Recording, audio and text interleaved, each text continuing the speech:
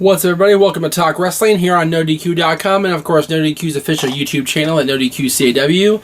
Thank you all for watching. I have a very special announcement to make that'll be on this week's show, and then not next week's show, but the show is going forward after that. So we'll get to that at the very end of the show. It's regarding a certain prize for a certain fan. So we'll get to that in just a second. Today's first question comes from Twitter. It is from Cardo Perez at BadGuyCardo on Twitter. Who would you release next from the main roster if there are any more to be released? Well, I'll tell you, these releases have been really surprising. We saw the Brooklyn Brawler, who's not on the main roster, but who's been with the WWE longer than I've been alive, which is really something. He's been in the company for 33 years, and apparently they just cut him loose with no real qualms. That was really interesting to see him get cut loose. There were rumors that Lillian Garcia was in trouble. She wasn't, obviously. Thank God for that. We saw her on Monday Night Raw. It was awesome to see Lillian back. She's probably my favorite anthem singer besides our local girl here, Pia Toscano for the Kings. Lillian is a great singer. She's a great ring announcer. She makes her mistakes every now and again, but we all make mistakes. So it's just the way life is. As far as who I release next, it's going to sound really cliche and really like, oh, really, no kidding. But Eva Marie would definitely be one of my picks to be released. I don't see the value in her. I get that she's attractive. I get that has a somewhat loyal fan base. But let's be honest, her skills are awful. And even the great training of Brian Kendrick has not really helped her, at least in my opinion. I haven't seen much improvement in her at all, and I don't see a need to keep her around. As far as the guys, I don't know. The guys seem to be really coming back into their own with the new era, if you will. I hate that phrase, but this is what they've been calling it, so I'm going to use it. God, there's so many guys on the roster now that you don't really think about it. But if it was me and I had to pick one person to be released from the roster on the male side of things, it would probably be either Fandango or Tyler Breeze, and not Tyler Breeze. Take that back. Fandango would definitely be one of the choices. Yes, they're finally doing something with him. They've got him on Raw now. He teamed with Tyler Breeze this past week. But for me, I would take Damian Sandow over Fandango any day. So that's who I would release.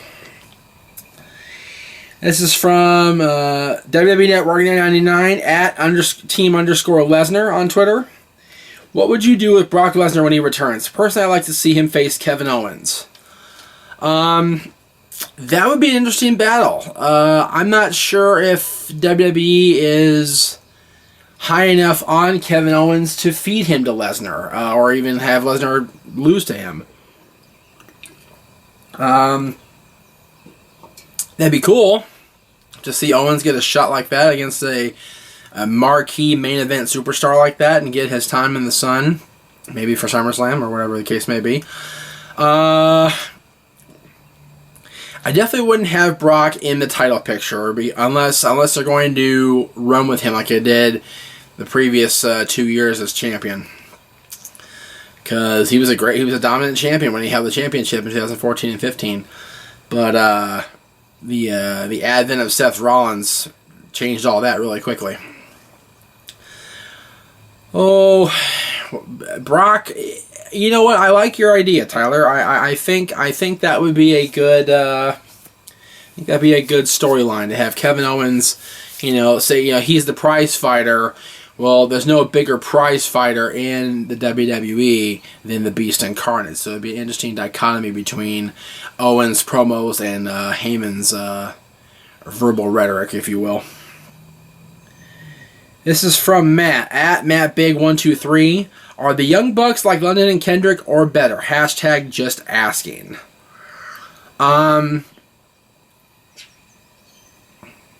Having seen both these teams live on more than one occasion, having watched these teams grow into the superstars they became or are becoming at the moment with the Bucks, I personally feel the Bucks are better than London and Kendrick. I think Matt and Nick Jackson are a very special breed of team. Those two guys have really shown that you can make a go of it without being a mainstream team. They go very much against the grain. They are indie darlings if there ever were two. And they flourish in Ring of Honor. They flourish in Japan. They thrive anywhere they go. And those two guys are one of my favorite tag teams, if not my favorite tag team on the independent circuit right now. And with London and Kendrick, those guys were, and I dare say still are, both very, very good. But neither one of them really met their full WWE potential when they were given the opportunity, and they were given a pretty good opportunity. I will give the McMahon family credit. They gave both London and Kendrick a huge chance, both in the cruiserweight division and in the tag team division. They were the longest reigning tag team champions in SmackDown history, but they never really got off the ground and really soared in the stratosphere like Demolition did in the 80s, like the Heart Foundation, like the Dudleys, Edge and Christian and the Hardys did in the 90s and 2000s. They didn't make an impact like those teams did. The Young Bucks are making an impact simply through social media and through their independent bookings, which is something to be said. Even in today's day and age, they are arguably the most popular tag team in independent wrestling right now. And without even needing to be hired by WWE, they are a hot ticket on the indie circuit. They're awesome. This is from Ash at Crazy Ash 1095. What's the point of... God, I just mentioned these guys. What's the point of Golden Truth? Fandango, Goldust, R-Truth, and Tyler Breeze are just wasting match time. Well, they had a couple matches. They had one on SmackDown. They had one on Raw this week. And they're finally getting them in the ring. And it looks like they're going to keep Truth and Goldie together going forward because they had a talk after the match on Raw Monday. I am personally not a fan of... I like Fandango's in-ring work, but his character is just awful. I think that he had a huge thing going, and then they repackaged him as the Latin dancer with Rosa and just killed him. Just killed him. And my goodness, poor Tyler Breeze got called up and then got immediately squashed, and now he's having to fight from the ground back up again. The segments have been somewhat entertaining, but I don't think, like you said, Ash, I don't think they're really worth our time compared to the women's division, compared to the main event division, compared to the New Day and the rest of the tag team division, even especially for the Intercontinental Championship division. My goodness, those four guys going into Sunday are probably my favorite thing about Raw versus women's division right now. Those four guys, Zayn, Owens, Cesaro, and Miz, are just on fire, and they are going to definitely tear the house down on Sunday. Let's see. Ty Marshall at Ty Marshall UK. Do you think Shawn Michaels versus Ric Flair should have been the main event of WrestleMania 24? Well, I was there. My dad and I were in the Citrus Bowl at WrestleMania 24. We saw a pretty decent show. We main evented by Undertaker versus Edge for the World Heavyweight Championship. Thing about that WrestleMania is there were really three advertised main events. You had the world title match I just mentioned.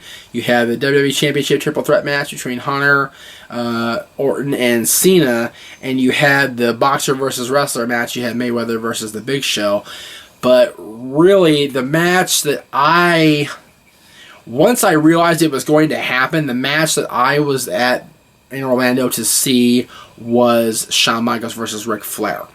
And that match, even to this day, thinking back at all the memories and the build-up and even notwithstanding his TNA return to the ring and then his subsequent involvement in the ring there, that still makes a tear or two form in my eyes when I think about the Ric Flair story going into WrestleMania 24. That being said, I don't really think that it should have been the main event. It was definitely a featured attraction match, and it should have been. But the main event of WrestleMania should always be about the championship, whether it's the big gold belt or the WWE Championship. And they made the right call. Undertaker needed a huge win to kind of quell the feud, at least for the moment, with Edge, and really solidify his place as the dominant factor, the dominant figure on SmackDown. So for me, they had the right main event there that night. He also asks, Ty does, what is your favorite wrestling weddings? I have to say Randy Macho Man Savage and Miss Elizabeth. Oh, the Macho Man Elizabeth. Oh, you talk about crying, my God. Such a great story that they told in 1991 with the reunion of the Macho King and Miss Elizabeth, and then the subsequent marriage at SummerSlam that year. SummerSlam being my first ever Coliseum home video I ever purchased through the mail. There was internet back then. It was all through the catalogs, folks, and through the WWF mail system and through Coliseum home video. That one always makes me tear up. That's a great way to cap off Randy's WWF initial WWF run. Won the second championship the year after winning the first championship in '88. And Intercontinental Championship run, of course, but the wedding was just very, very tearjerker, and it led to a great story because you had the reception being interrupted by Jake and St. Roberts and The Undertaker, and you had Jake and Savage feud for the better part of 1991 and 1992 before Jake moved on to The Undertaker and Savage moved on to Flair. Stephanie Triple H always stands out as the shocker of all weddings in WWE history. Just funnier than hell. And I've actually been to that chapel. I don't know if Aaron's ever been up there. I don't know if we drove by there when we went to Vegas for XMV with where Stephanie Triple H got married, the White Chapel, the drive-through chapel. Did we go through there? I don't remember either. I know when we went up there with my dad, I showed him where it was, and that was a great segment. And the wedding between her and Tess was at Staples Center, so we could have been there. We weren't. But that was funny. I really think about, and I think about Randy and Elizabeth, is the TNA wedding between Jay Lethal and SoCal Val. That was quality comedy at its worst. That was just so bad, but it was funny. God, you have, Lita and Kane, Lita and Edge, those two really stand out too. But my favorite, definitely, I agree with you, Ty, is Macho Man and Elizabeth.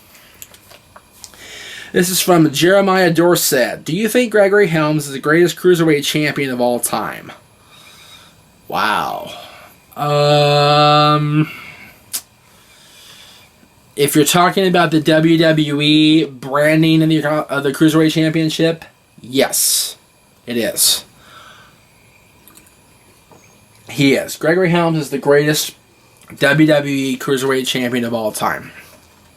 Overall, the whole history of the championship, going back to the WCW days, I'd say the greatest WCW Cruiserweight Champion is probably either Dean Malenko or Rey Mysterio. And both those guys held the belt in WWE, just like Gregory Helms did in both companies. So I think those three guys really stand out in my mind, along with Chris Jericho to a certain extent, as the top cruiserweights in both WWE and WCW. The difference is Jericho moved on from the cruiser division and became, of course, the undisputed champion, the world champion. But Helms and Mysterio and Malenko are definitely my top three cruiserweight champions in both companies of all time. Speaking of WCW, this one comes from Harry Flynn. He wants to know my thoughts on Chucky being on an episode of Nitro. I've yet to see that episode in its entirety, but WCW was hard to watch back then. I've seen the segment with Rick Steiner and Chucky, and to be honest, compared to some of the stuff they were doing back then, really wasn't that bad. It was hokey, it was lame, it was really, really ill-conceived and poorly executed, but in the grand scheme of things, did it really hurt or help WCW? No. It was simply there as a ha-ha to have a horror villain show up on Nitro and, talk to Rick Steiner. It was just one of the things you just kind of scratch your head and go, Why? Makes no sense. This is from Kyle Allen at John Bravestar on Twitter. Why aren't teams like Gene Lee Anderson, the Hart Foundation, the British Bulldogs, Stevens and Patterson, the Dudleys, or the Steiner Brothers in the WWE Hall of Fame? Well, let's just go through the list here. Gene and Ole will probably get in as a team now because the Horsemen were inducted as Flair, Tully, Arn, Barry, and JJ. So Ole is in as a Horseman, so they might induct him as a tag team with Gene Anderson. If they want to recognize the history of tag team wrestling, you got to include the Andersons, Gene and Ole. And even Lars to a certain extent, too. The Hart Foundation, Brett's in.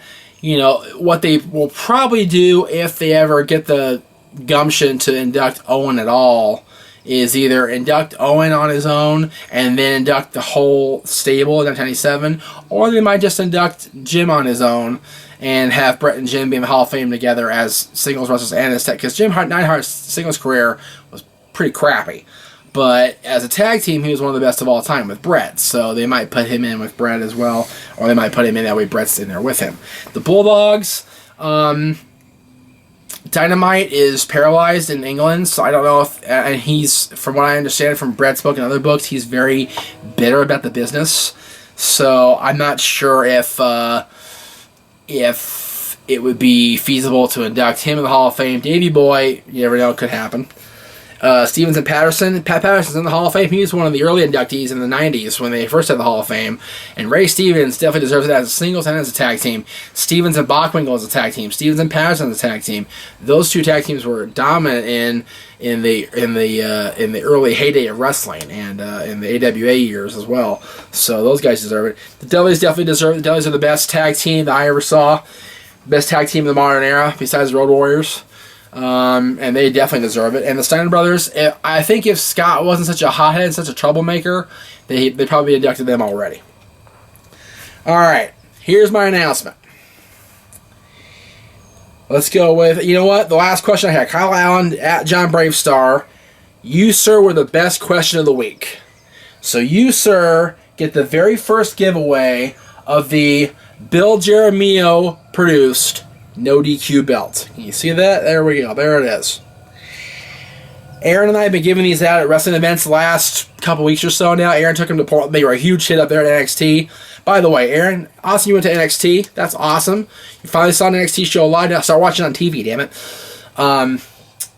But yeah, I have been really trying to get you guys involved, and Bill, the guy that makes the belts for me, kind of got my ear and goes, it'd be awesome if you just gave away like a surprise something. And so that's what we're going to do. We're going to start buying these things in bulk and giving them out. So at John Bravestar, Kyle Allen, you are the first.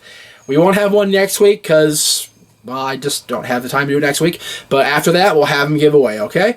Stay tuned for more Talk Wrestling. We will see you guys next time.